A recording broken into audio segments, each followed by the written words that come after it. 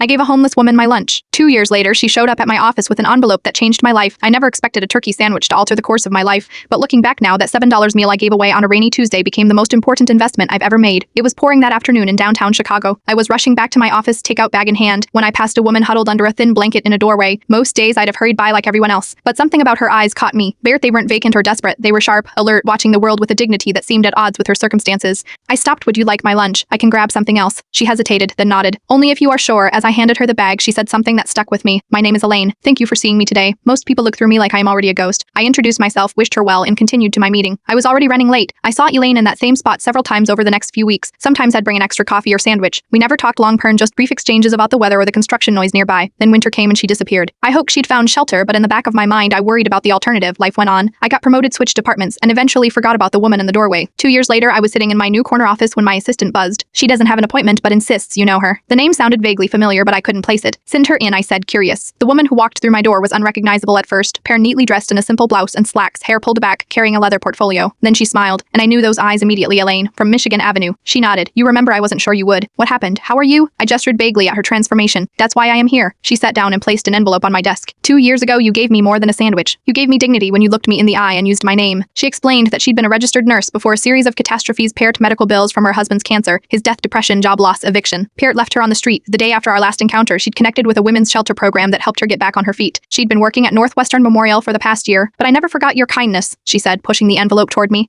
So when I heard about your daughter's situation, I knew I had to find you. Your daughter Emily, the one who needs the specialized surgery that your insurance won't cover. I had mentioned Emily exactly once to my assistant after receiving the final insurance denial letter last week. We'd been trying to figure out how to raise $175,000 for a procedure that could help her walk normally. Elaine explained that her late husband had been treated by the same specialist Emily needed. She opened the envelope and showed me a letter of introduction to the surgeon, along with contact information for a medical foundation that helped families in our situation. The foundation covered 80% of my husband's treatment. I still serve on their patient advocacy board. I've already spoken to them about Emily. 3 weeks later, Emily was approved for full funding. The surgery that our insurance deemed experimental was scheduled for the following month. The night before Emily's procedure, I asked Elaine how she'd even known about my situation. Your assistant was in the ER last month when I was on shift. She was so worried about you and Emily that she mentioned it to the nurse taking her vitals. When she said your name, I knew it had to be the same person. Emily's surgery was successful. She'll need physical therapy, but the doctors expect her to walk without assistance by next year. Yesterday, I started a foundation at my company that partners with local shelters to provide job training and placement services. Our first success story was a former accountant who lost everything during the pandemic. He starts in our finance department next week. Some people say kindness is its own reward. Sometimes that's true, but sometimes kindness finds its way back to you exactly when you need it most. Part carrying a life-changing envelope with your name on it.